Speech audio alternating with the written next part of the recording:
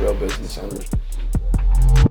Welcome back to the Real Business Owners Podcast. This is episode 67 with myself, Trevor, Cowley. As always, Kilo G. What's up? What's up?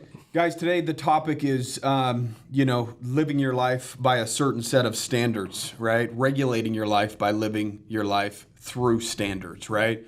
The majority of people don't have any standards. They don't set expectations for themselves. And I think that that's really where they go wrong. Mm-hmm. You know, if you don't expect anything or you're not projecting anything and you don't have goals for yourself, if you're a sales rep, if that's one of your jobs, if you're just kind of coming in and going through the motions, you're not going to excel because you're just doing what you need to do to keep a job rather than setting a standard. I mean, even back in the day when we were on the phones and we were selling, I specifically remember waking up and in the shower thinking about a specific number that I was going to hit that day. Right. I'm going to put up $5,000 in sales, or I'm going to put up $10,000 in sales. I would say that prior to going into the office and really start dialing in my mind of what I'm expecting out of myself that day. Yeah. And it was funny, more often than not, when I would actually go in with a specific intent or a standard that I expect to produce that day, I would hit that standard. Exactly, dude. And because I'm going in with the intention to do something, and every time I'm on a call or I'm on a pitch, I'm a little bit more dialed in because there's an objective. There's something that I'm trying to accomplish. I remember being very superstitious as well. Oh, very superstitious. I was very, dude. I would wear I'm going to wear them stripe socks today because last time I got 2 sales. Specific cologne. There were specific routes on the way to work that I would drive. Yeah. And I felt like if anything wasn't in line in a certain way, then it would throw things off. It's weird I don't do that anymore. I did that for a really long time. I did it for a long time. Even in the early, first 5 years of business, I did that, you know? It's weird how that kind of fades out. So I'm not superstitious anymore, but I'm definitely still a little stitious. Now we're superstitious about like our morning routines and things like that, but it's more for growth. But yeah, dude, I remember days in the shower too, just like that mindset of, I'm going to go for 2 sales today versus like, I'm not fucking leaving until I have 2 sales today. Exactly. It's like a different mindset when you're like having that talk of like, I want versus I'm not leaving until I get, you know? Well, I think most people, it would be nice to put up $10,000 in sales, or it would be nice to make $100,000 a year. Mm-hmm. Of course it would be nice just if those things just happen, but that's not the way success works. Yep. Okay. We've talked a lot about being inside of different entrepreneur groups. And I will tell you this, the majority of people that are in those groups that are successful and really doing something big are individuals that really didn't come from much, right? That's the common theme, right? If I was born into a lot of money, then I might not have the exact same drive that I have today to want to make something of myself. You know, there's the scenario of me being young, looking around my house and saying, this isn't okay. I do not want to live like this. I don't want my kids to live like that. And that was a standard that I set at a very young age just because of the environment that I was in. And I didn't like that environment. I was embarrassed of the environment. Didn't want friends over, or if I got asked to Sadie's or whatever by a girl, she had to do the top bunk because I shared a room with my 3 other brothers, you know, which was super embarrassing. You know, she can go talk I didn't even let him in my house, dude. I was like, you can bomb my car or something. Yeah, you ain't bombing my room. I didn't have a car. I had no choice. Take the top bunk and, do the decorations or whatever. But again, it was based upon that upbringing that created a specific set of standards that I expected out of myself. I didn't know exactly how I was going to go about being successful, but I knew that that's something that meant a lot to me. And that was an expectation that I set for myself. Yeah. And I think that the issue is a lot of people aren't setting expectations of self in what they expect to accomplish. And they show up every day, which is great, but showing up isn't enough. Going through the motions isn't enough. Answering your calls and texts, that's not enough. Yeah. Are you actually doing what other people are doing to you, which is reaching out to you? Are you reaching out to people, trying to kick up business? So the idea is successful people don't become successful by accident. Is definitely by choice. And that choice is raising or elevating what they expect from themselves, right?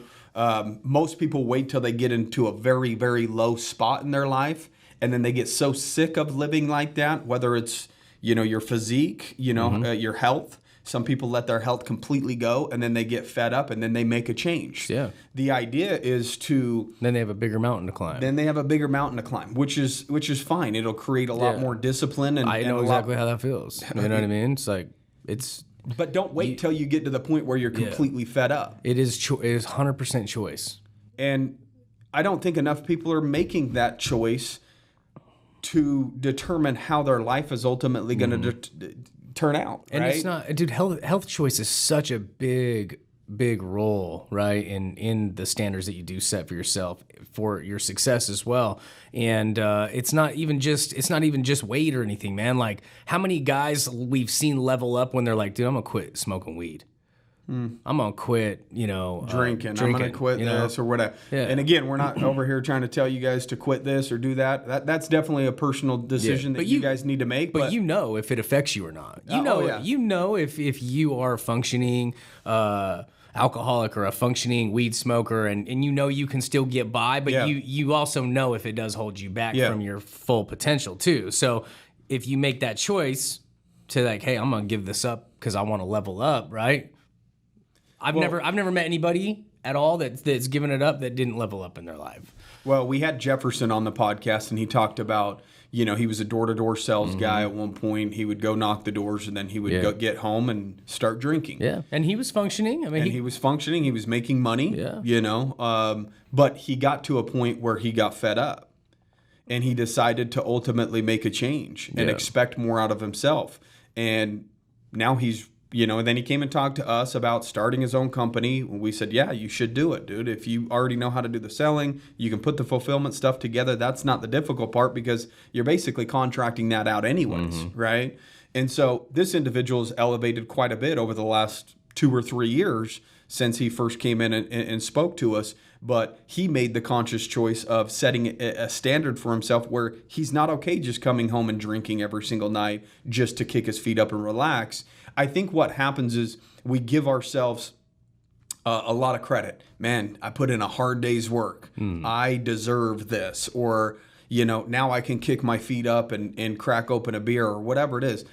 Me and Kale enjoy a nice drink just like anybody else, but it's in moderation, right? We do it when we're, camping or we're out of town. Mexico's a must. Mexico's I can't not drink in Mexico, dude. So again, it's in moderation, right? You're not letting something ultimately take over your life, or if you're thinking about something like that, like a vice, while you're at work, can't wait to get home to have the drink or whatever it is, then obviously that's controlling you a little bit more so than it should, because it's top of mind before you're even doing that, right? And so they're just like that is a negative, that can work in a positive manner too if you have set an expectation of yourself of where you are versus where you want to be.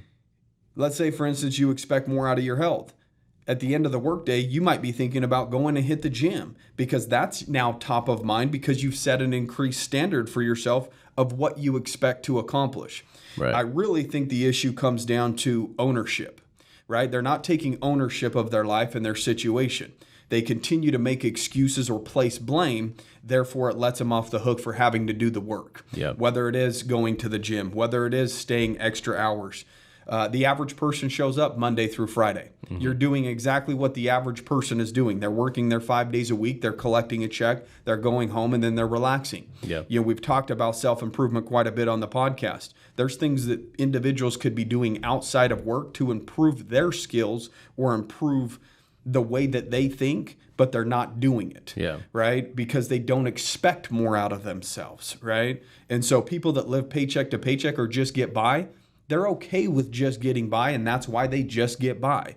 Now, you talk to an individual that's successful, and you say, hey, what if you made 50 grand a year? I wouldn't allow it.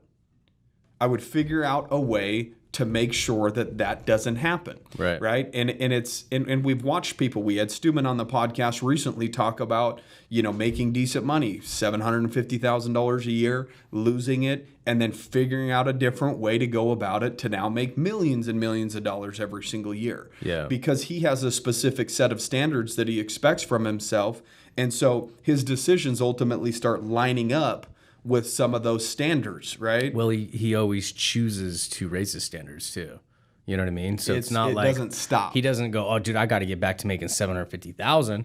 He's like, I got to get back to making 750,000. Then I got to figure out how to make $1 million. Then I got to figure out how to go up from there. And then, you know what I mean? And I got to figure out how to give more and increase other people's lives and make better choices and help other people win so that I can continue to make more. Like, he continues to raise his standards in multiple areas, right?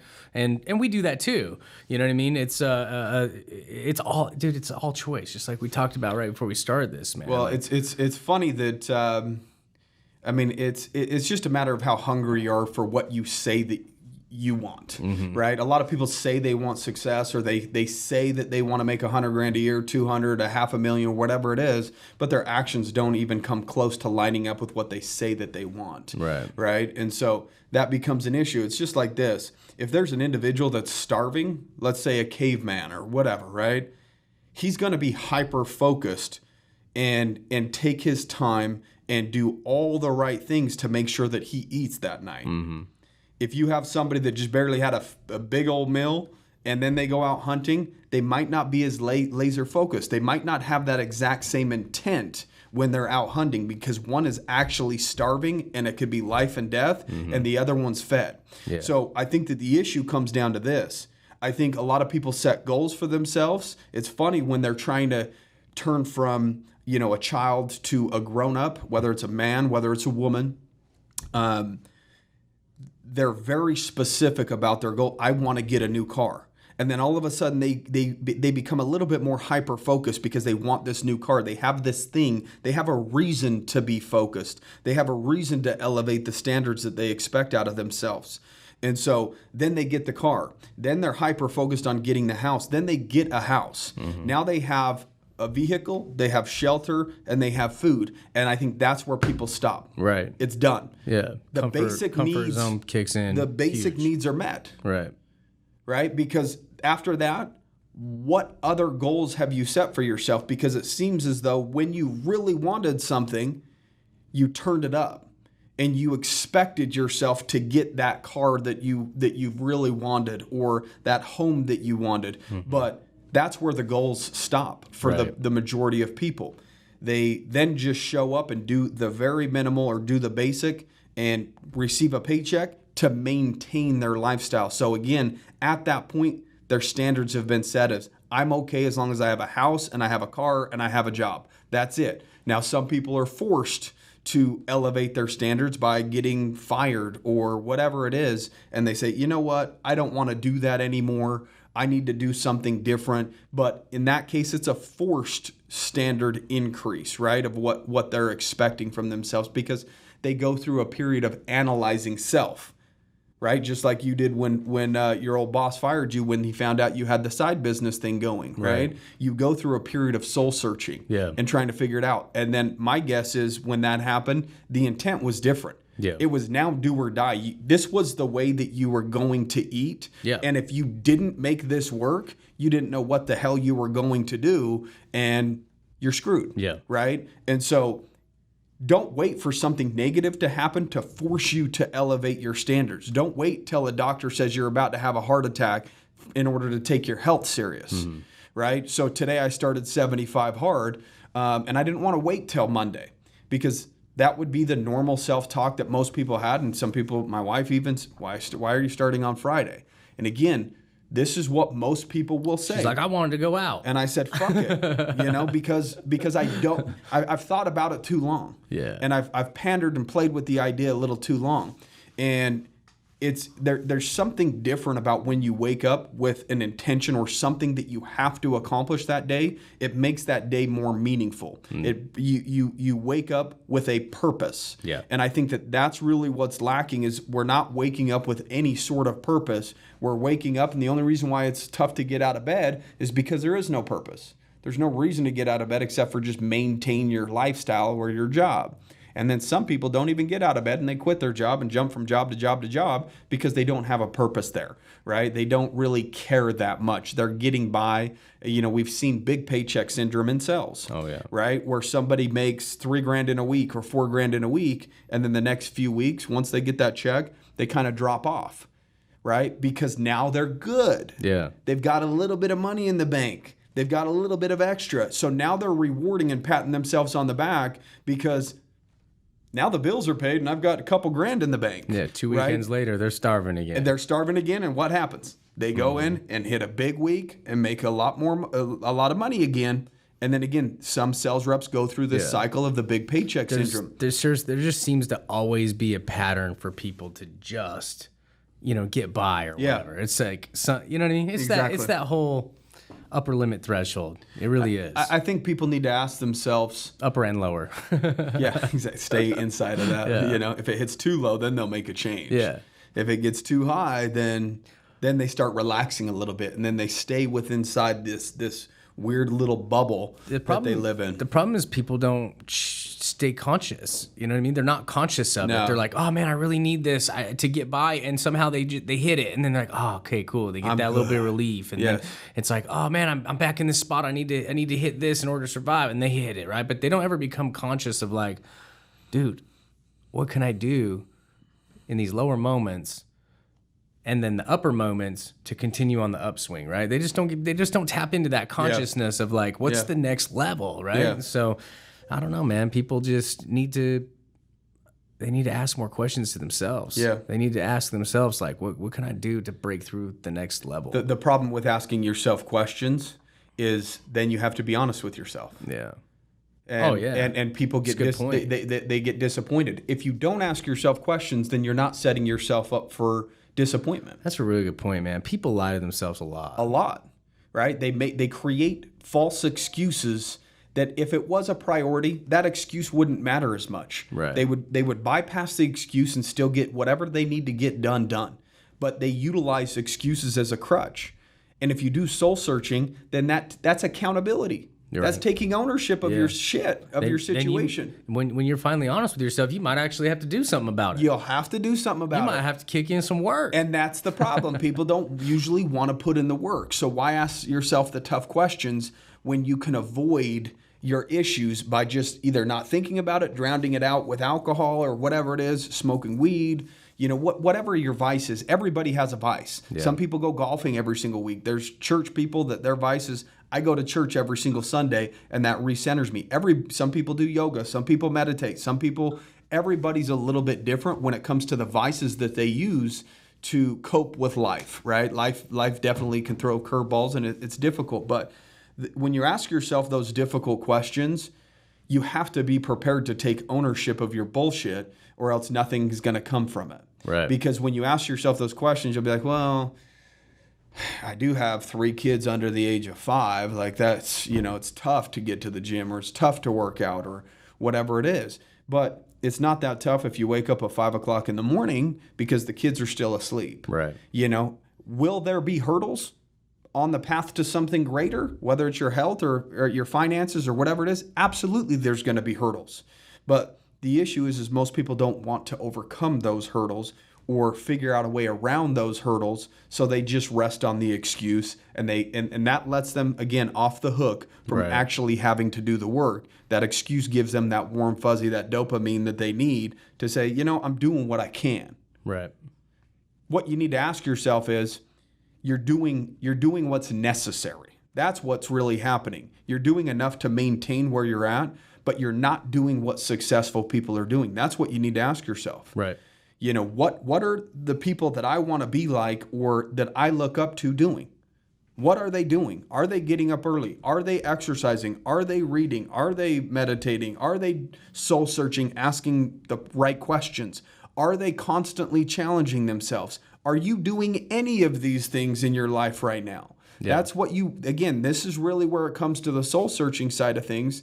I don't got time to read. I'm not a good reader. Again, those were excuses that that I've used. It's the oldest saying in the book, man. You find an excuse, you find a way. And when you can actually be honest with yourself about that, like, man, am I just finding my excuses or am I just finding a way to get it done? Like, you get more done. Yeah. You stop buying into the excuses more when you start becoming aware of like, okay, I'm just not finding the way instead of the excuse. I watched, and I don't watch a whole lot of TV. That's really not my thing, or Netflix or anything like that. But unless it has to do with business.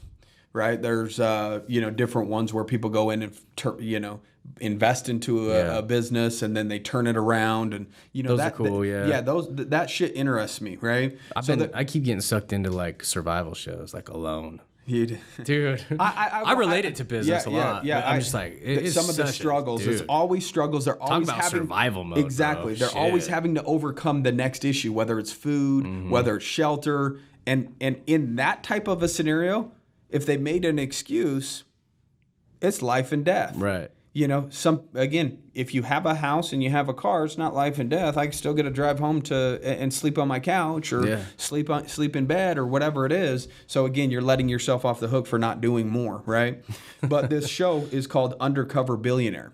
So this guy, I need to watch that. I've seen just previews for it. Dude, it's good. Yeah. This guy goes through years worth of business headaches and struggles and problems in a 90-day period. Yeah. So the bet is that he can create a business worth $1 million, valuated at $1 million within 90 days. They give him a cell phone with no contacts in it. He can't use his current billionaire name, and they give him a truck.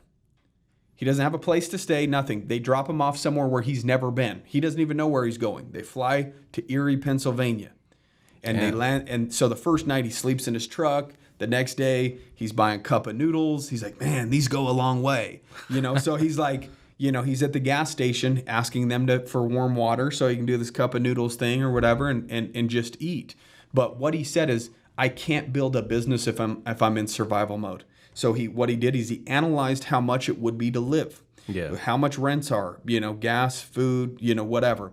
And he figured out how much he needed to live. And he's like, okay, if I'm here for 90 days, I need at least like $3,500 to give myself shelter, food. And then at that point, once I have shelter and food, then I can have all my focus be on the business rather than being in survival mode, worrying about where he's going to sleep that night. So that was one of his first things that he did. Basically made a plan. He made a plan right from the jump, okay? Yeah. And then he went to Craigslist, found people that were looking for tires, tractor tires. So he started going around to old factories that were run down across the railroad, tires everywhere, and he's digging through tires. So then he ends up, after hitting like 10 warehouses, finds some tires, sells these tires for $1,800, these big tractor tires. So it's showing how much money he has. It watches the $100 go down to like 30 something. Yeah. Then he finally sells the tires. Then it shows the money go back up. And he knew exactly what he needed to do. He got a specific amount of money. Then he found a car that he could flip. He paid for it cash, an old Escalade, then turned around and sold it for like $7,000 or $7,500. Now he's got $7,500. Yeah. His goal was to then have $10,000 so that he can buy a house for $50,000 or $60,000 in Erie, Pennsylvania, that he can put the $10,000 into, fix it, and flip it for $80,000 to $90,000 because he knew he needed about $40,000 to start the business, and he didn't even know what business it was. Right. So then he's doing research on what business is going to be good. The reason why I bring this up is because this individual had a short window. Yeah. He had 90 days to prove something. So that forced him not to take a day off. He had no choice. The time was working against him in this scenario. So every day he woke up with intent, and he had a standard that he was trying to reach. I am going to build $1 million evaluated business by day 90, and if I can't do it, I'm going to inject $1 million into the business and basically give a percentage to all the people that helped him.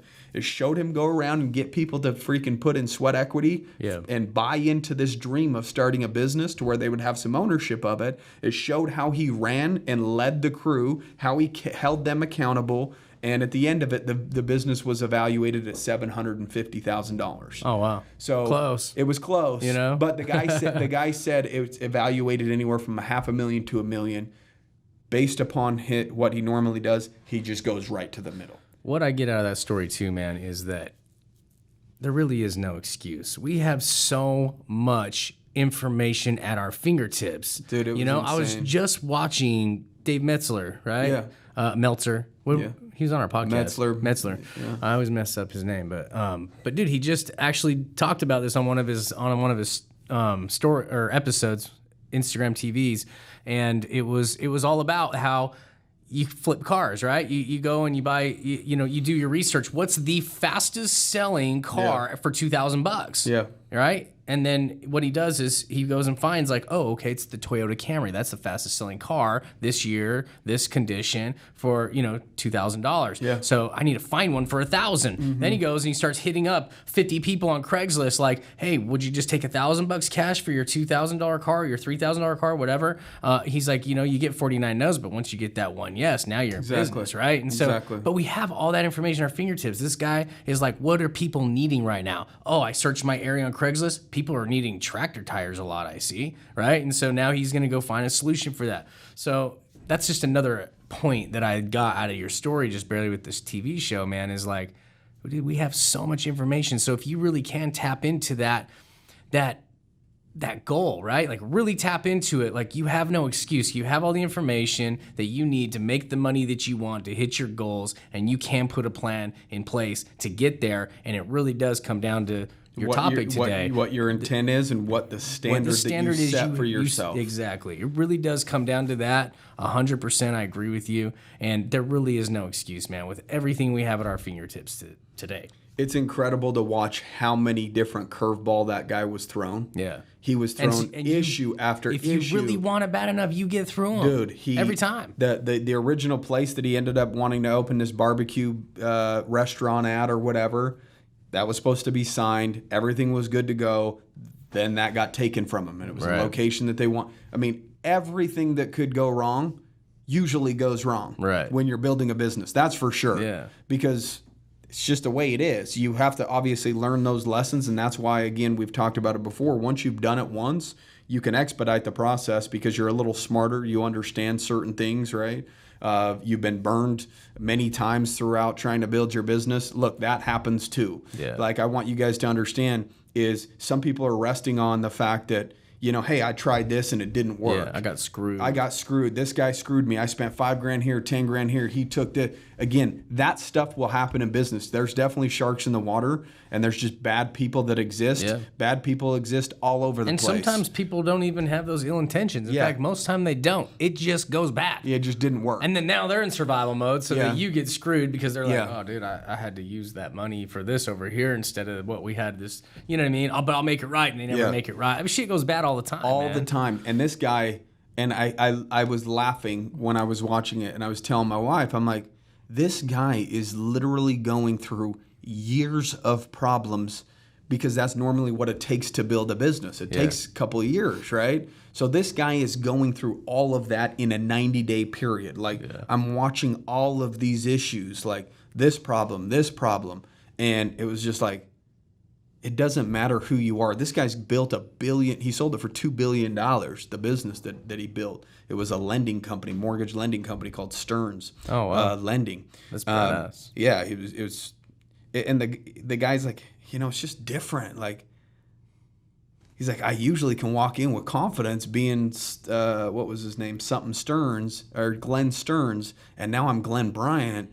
And it's like, it is different. And he was dealing with the exact same struggles you or I would deal with, or anybody else that's trying to start a business would deal with. The idea of the whole show is he's proving that the American dream is still alive. Yeah. Because he keeps hearing, well, you did that at this time. It must have been. So he was trying to prove that it's still available, 100%. It's still there, and that you can start without even having a house. You can start with $100 as long as you have a cell phone and a car.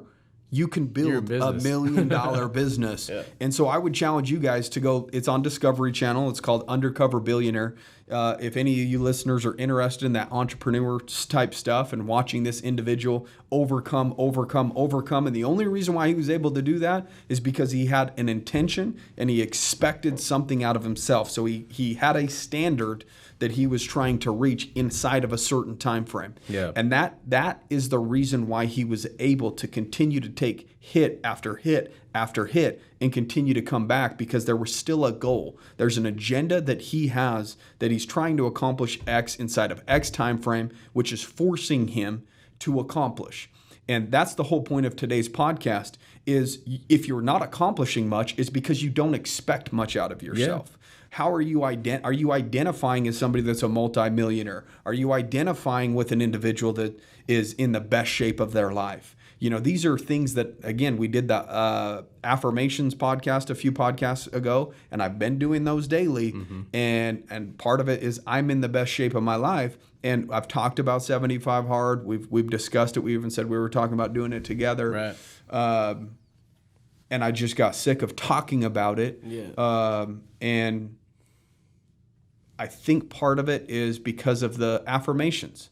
Like, I'm disciplined. I'm successful. Money comes to me easily and frequently in abundance. All of these positive affirmations, and again, being in the best shape of my life. So what's one thing, after saying that for about a month or two now, doing these affirmations, now I'm just sick of saying it. Right. And my mind is now calling myself out on the bullshit, saying, oh yeah, I'm gonna do it, gonna. My mind's now like, fuck, you're gonna. Yeah. Just go fucking do it. Exactly. So I woke up, today's a Friday, I'm not gonna fucking wait till Monday. I just want to start and get going. Yeah. Why continue to push things off that that will ultimately benefit you? That if you go to the gym or you work out or you do podcasts or you read books or you sign up for that, all of those things are an investment in yourself and that you benefit from. But you continue to put those things off because you don't expect that much out of yourself. It's true. So increase your standards and increase what you expect out of yourself, and your income will increase. Your health will get better. All of these things ultimately compound, but it's no secret that the individuals that we surround ourselves with expect themselves to perform at a high level. Therefore, they perform at a high level, even when shit gets thrown sideways. Coronavirus or whatever it is. Business has problems even outside of the issues that we're facing today. Whether it's vendors not paying them and they got screwed out of money or whatever it is. The idea is to take it on the chin and keep fucking moving forward because you have a goal that's so elevated that it doesn't matter what happens. It doesn't matter what hurdles in your way. You have no because choice the goal but to keep going is greater than the excuse. You've already made such a permanent choice for the goal, right? Like, you know what I'm saying?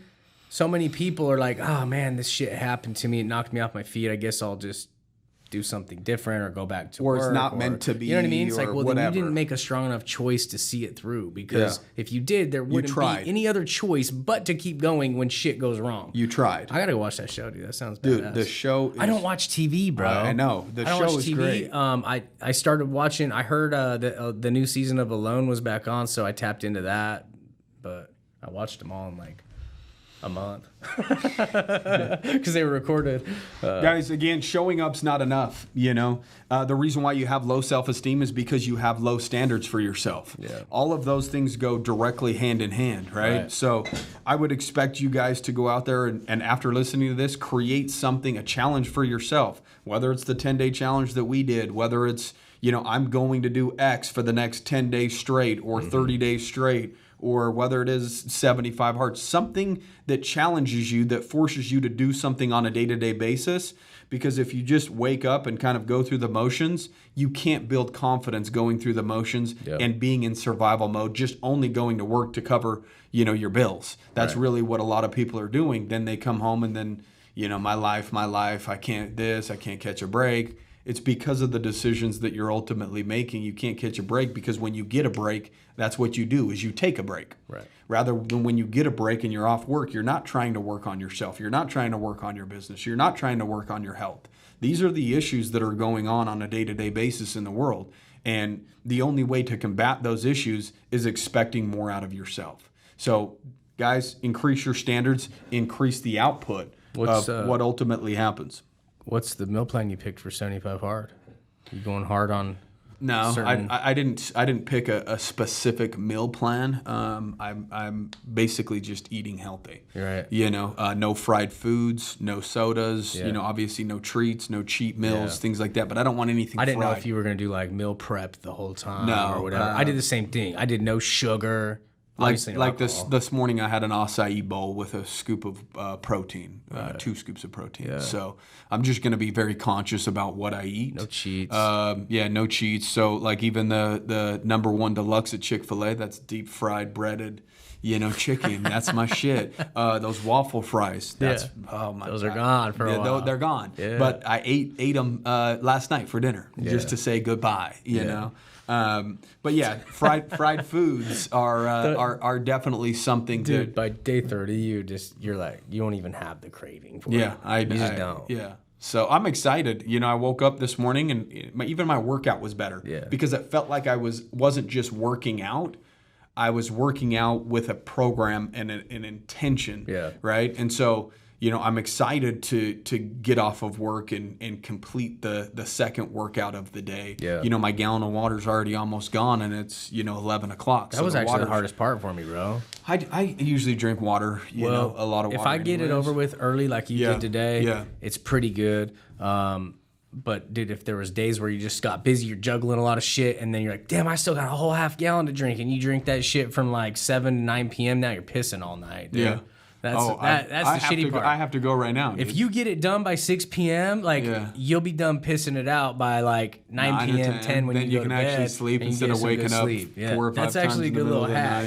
night. So I actually learned that from you and Thomas when get we it had done. Thomas on the Everything podcast. early, reading, water, everything done early. Yeah. Dude. And then your last workout's super enjoyable. Yeah, just go for a walk or run or whatever it is, right? So, again, it just feels different. It feels even though I'm just on day one, but it feels as though that and again, I think that I've even gotten to certain points where we're starting to do really well and make a lot of money and a little comfort all that creeps up on you, and you're like, I need to do something to challenge myself. And then that's where the awareness comes in, and I'm like, why am I hitting what feels like a mental low? Yeah, it's almost like we've got so many different things going, and you pat yourself on the back for getting so many different things going and doing things much greater than most people in terms of financially, to where you're like, I'm good. Like I'm doing more than others, so that should be good enough. And I don't think that we need to regulate ourselves based upon what other people are doing. Yeah. We need to regulate ourselves on what we believe that we can accomplish. Right. Setting, LeBron James, if he scored 20 points in a basketball game, that's probably not a good scoring game for him. If I did it, it would be amazing. Yeah. Right. So again, I have a different standard than he has for that industry. Or that line of work, so to speak, right? And so the idea for me at this point is the thought that I came to was, I know that there's more. Yeah. Even if I'm doing greater than some, I know that there's even greater that's available, and I can't rest on the fact by me comparing myself to people that are in my rear view mirror that are behind me and not doing as well as me. I just need to compare myself to the fact that am I or am I not holding myself accountable at a standard that I believe I can achieve? Right. Because everybody's ability to achieve is going to be different, right? Some people can go off and achieve hundreds of millions of dollars. Some people might only be able to achieve $10 million. Some people, everybody can be successful. Some people, it might be harder for others, some than others, right? Yeah. It wasn't given to us by any means. We never took any loans. We continued to reinvest back into businesses. We made a lot of the right decisions, but the idea is. But we did keep rolling through a lot of bad ones. Oh yeah. We made shit. We've lost hundreds and hundreds of thousands of dollars on bad decisions, but. We just keep moving forward and continue to stick to the game plan and not let those bad decisions determine what the outcome's going to be of us, being crazy successful, right? We are always rolling into new challenges, dude. I've noticed that about us, our entire partnership, our company. Yeah. One thing I would like to do is figure out how to do it all at once. You know what I mean? Like some motherfuckers, dude. I noticed, like, what's that dude that always says keep hammering? Anyway, on his social media, is that Jocko? Dude runs like a marathon every day. Oh no, that's not every day. Is it every day? He runs. Well, he runs like some ridiculous amount of. But then he also goes and runs his businesses. Is he in Salt Lake? He's. I'll think of his name later. Yeah. He says keep hammering. But anyway, I watch some of these guys, and it seems like, or even the dude Can't Hurt Me.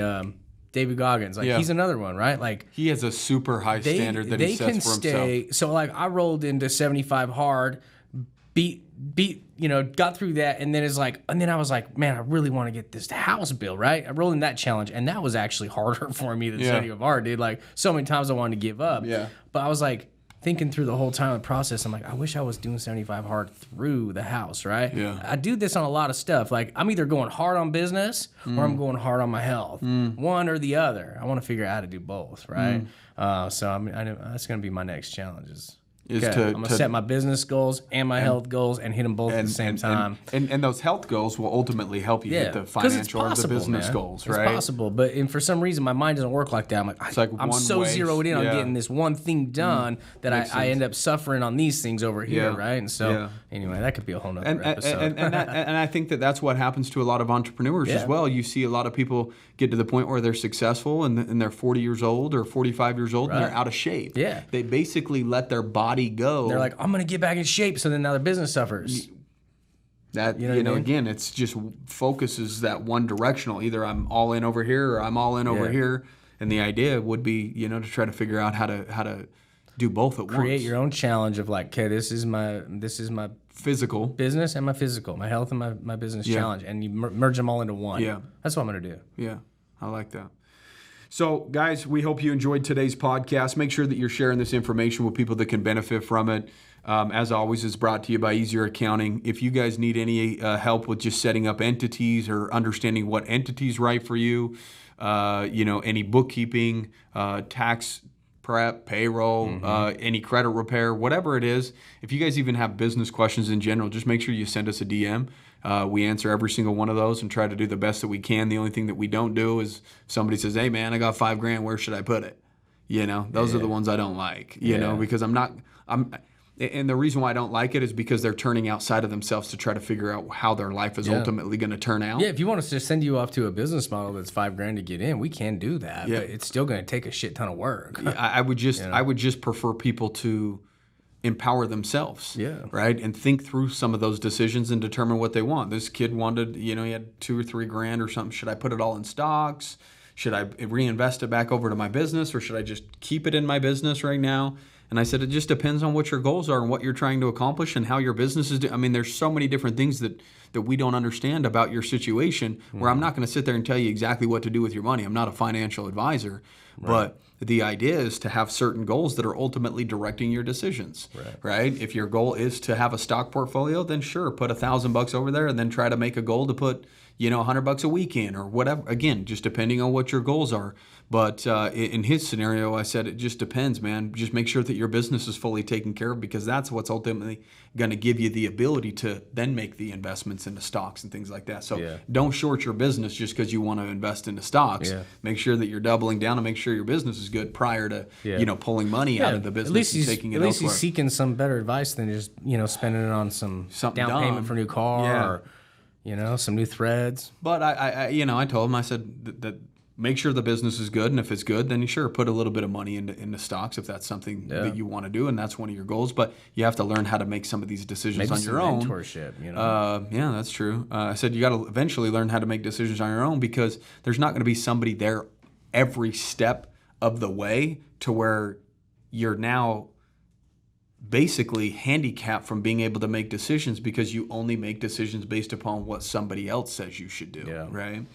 So today's review, meaningful content from Cody B., one of my favorite podcasts to listen to. I don't own a business, but really enjoy the views you guys have on life in general, providing good life and motivational advice. Keep it up. Appreciate that, Cody. Yeah, appreciate it, man. Guys, again, elevate your standards and elevate your life. So we hope you guys enjoyed today's episode, and make sure you guys continue kicking ass.